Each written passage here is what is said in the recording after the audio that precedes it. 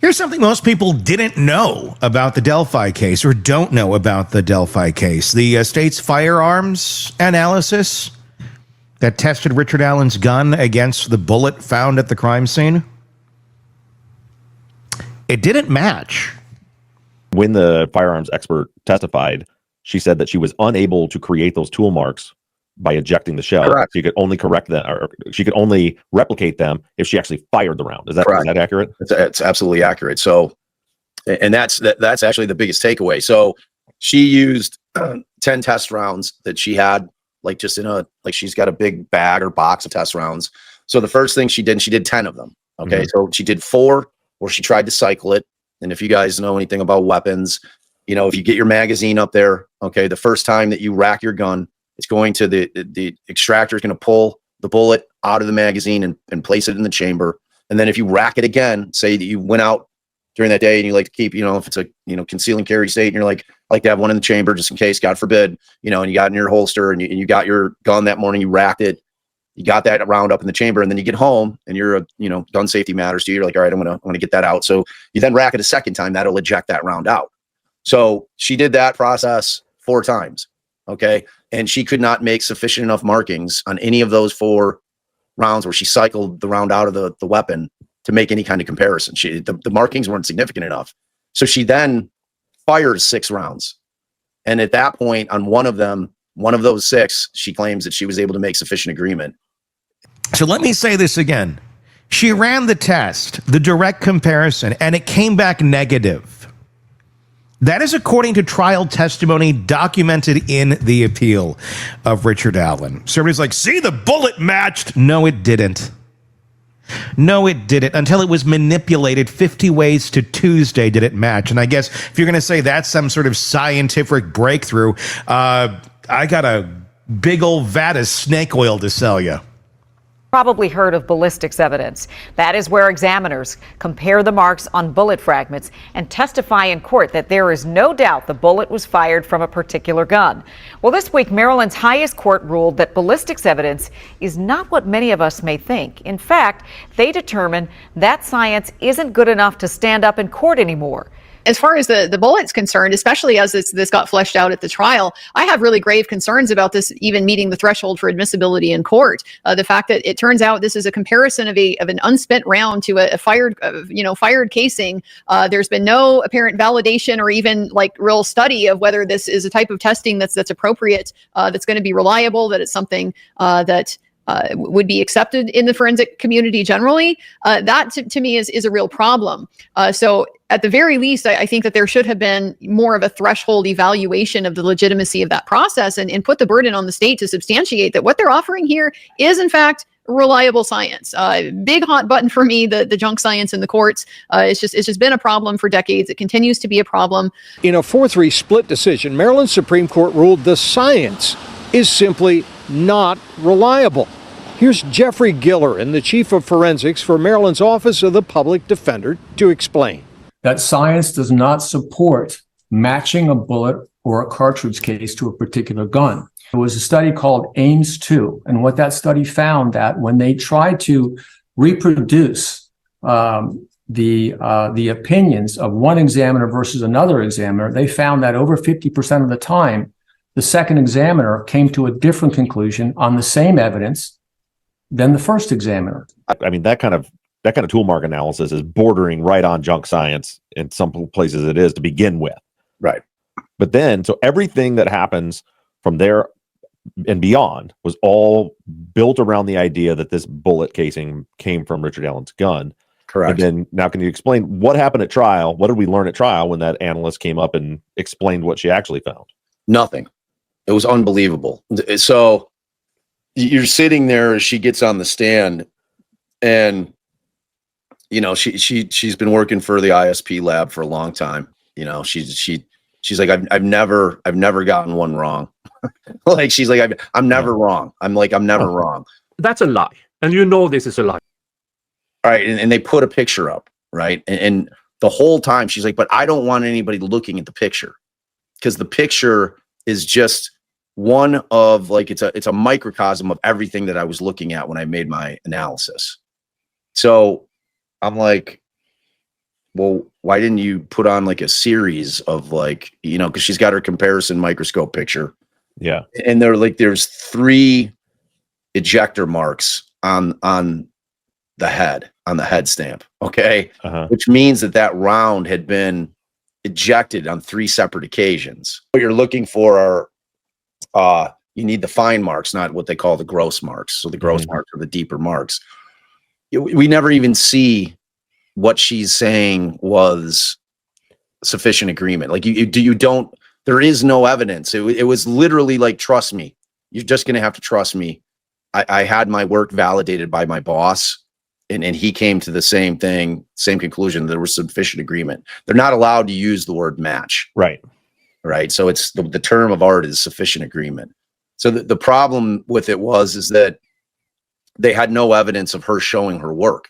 How did you reach that conclusion? It blew my mind, man. Like I had never seen anything like it. The toolmark person, who we also know, her testimony, bullshit. You cannot compare a fired shell casing with a cycled cartridge. Anybody who does that should never be allowed near a courtroom ever again. If that is what they have to do to make a match. It's not a match. Never was. That is an invention. And if McClellan told her to, or if this toolmark person decided to just help out a little, either way, garbage. I would break it down like this very simply.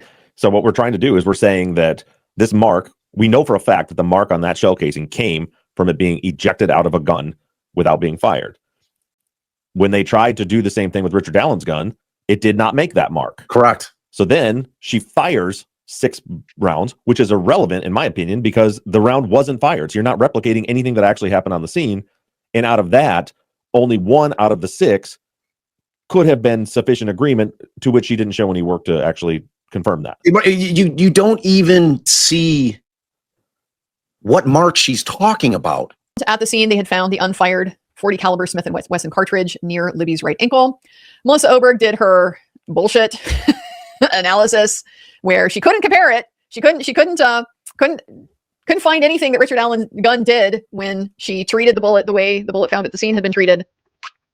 So she treated it differently and then said it matched. Special Agent Richard E. Davies, we are going to cycle 5 rounds of Winchester law enforcement ammunition through a 6-hour pistol. Going to do safe down here in the corner.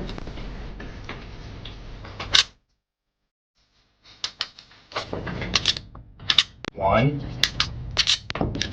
2, 3, 4, 5. Just for comparison's sake, I will do one of the rounds 3 times. There we go. Okay. All right, ready? Where was that unspent round found? They claim that it was found about 6 inches away from Abby's foot, like in. So down where the bodies were found, not up by the porch. Correct. So, right. So that's like, and it's not buried, but it's like, it's nestled. I call it nestled in the leaves, kind of just like, not like they didn't have to dig it up. Like there was like, oh, it was buried. It was like, it was nestled in the leaves. It was partially visible. Like, and then problem with their chain of custody is there's, the next, you never see the bullet. You never see like the actual bullet, the projectile. All you can see is, the head stamp and the primer. That's all you can fucking see. So they never, like when they pick it up and take it into evidence, like you never see a picture of them holding the entire bullet up so that you can see it, so that you're looking at the same bullet at trial as you're looking at. And so when they're documenting right the crime scene, which is done the same way as a document fire right. scene, you start broad. And if there's, for me, like if I had an item of evidence that I'm going to collect, I take a wide shot, right, a closer shot, a zoomed in shot of it untouched where it's at, right. Then you clear everything away from it, get a real close shot, usually with a scale next to it, and then like you said, then you pick it up and take like this is the full thing, so you can see step by step. So in this case, they just have the long shot of it in place, and then that's it. That's it. So there's never really any. There's no chain of custody of it. There's no, like, you're not watching the steps of the process at all. You never see that happen. And like, and their position was, well, you know, if there was any kind of biological fluids on it, if there was any prints on it, if there was any DNA, like anything, like, we didn't want to touch it. Well, like, you had to touch it to fucking pick it up and put it in the bag. Right. So, like, you know, it's like they just didn't have any kind of explanation for it. The unspent round that was found between the bodies. Right. And my understanding is that discovery was made some days after the murder. So when the bodies were found on the 14th of February, 7 years ago tomorrow now, they did secure that crime scene for about 3 days, and they searched it, and then they cleared it for about a day, day and a half, and then they re-secured it. My understanding is that unspent shell was discovered during that second search after the scene had been re-secured. Really? And it was found under the dirt. It wasn't just laying out in the open. It had been somewhat buried, whether intentionally or through time and the elements, we don't know. But that is the bullet that they're saying was ejected or cycled through his pistol that they discovered during the search warrant. You can't really re-secure anything once you've released it. And that's a major problem. How do we know that something wasn't placed down there in that interim, that kind of vacuum that creates at that moment in time, because the area is completely unsecured. Friday evening, state police hurry into the cemetery, returning to the crime scene. Undercover officers did some work and left about 20 minutes later. We never had very good pictures from the crime scene of, like, exactly how this bullet looked at the time when they found it. Like, you know, is it partially buried under leaves? Is it partially stuck into the ground? All we really see is just, you know, the bullet after it's been removed from the ground. So first off, we don't, you know, the girls were not shot. The girls were stabbed. The girls were cut. And so there, other than this bullet, is no indication that there was a gun involved. Thing about the gun, like, yeah, I did something with the gun and I dropped the bullet, and something happened with the bullet.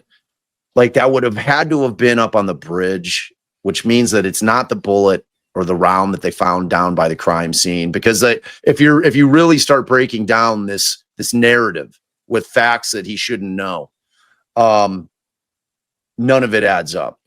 Well, the bullet thing was the one thing that jumped out at me. Was that's so non-specific, and it sounds like someone trying to explain an item of evidence, but not knowing how.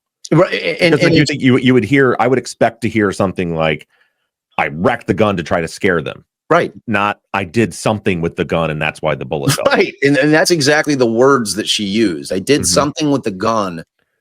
That sounds like somebody who's never fired a weapon and doesn't know what the term racked means. Right. Because Richard Allen would certainly know. He'd say, I would have racked the gun. I racked it. The round popped out. And that's how the round got there. Well, and what I would want to know is, like, the timing of it doesn't work. Two girls walked by me. I followed them onto the bridge. I did something with the gun. The bullet falls. I tell them down the hill. Oh, so he said he did something with the gun and the bullet falls before he told them down the hill. Right. But then the bullet's found I down think by the body. Right. First off, she did multiple tests on different firearms, as we saw. She started with the Glock that belonged to Ron Logan. She then had a couple guns that I believe she got from Brad Weber, and that was a Smith & Wesson model, M&P 40 caliber, and then the Sig Sauer P239. She could not exclude the Smith & Wesson, and the Sig Sauer P239 were found to be inconclusive. Incidentally, the Glock, she did not exclude the firearm.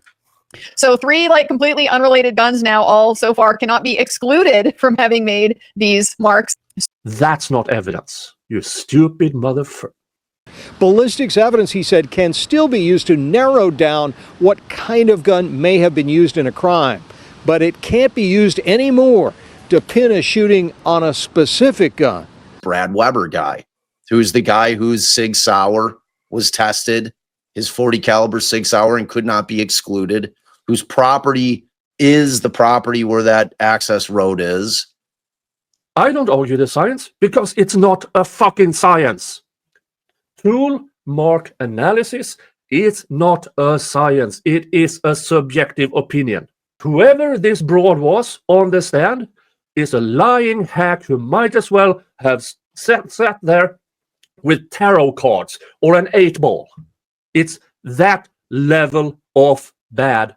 Jesus Christ, this is stupid. This is a first of its kind ruling saying that this entire field of forensic firearms analysis isn't reliable enough to be used as evidence in a criminal court case like this. So from my perspective, that firearm analysis of that bullet is bullshit. Like that is nothing to point towards Richard Allen.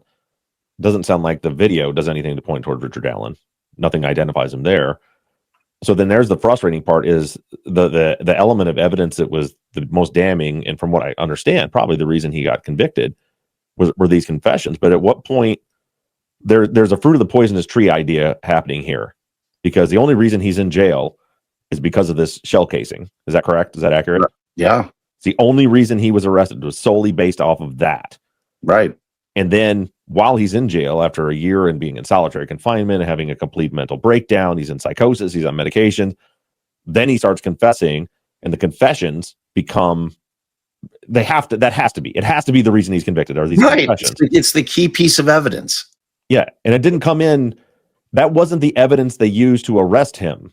No. And that's, I think that's a critical point for people, because I think people get caught up in the weeds of, you know, was the confession legit? Was it like, the confession was not, this was not evidence when you took the bullet casing and the video and the confession. The police put all that together and decided that's our guy, we're arresting him.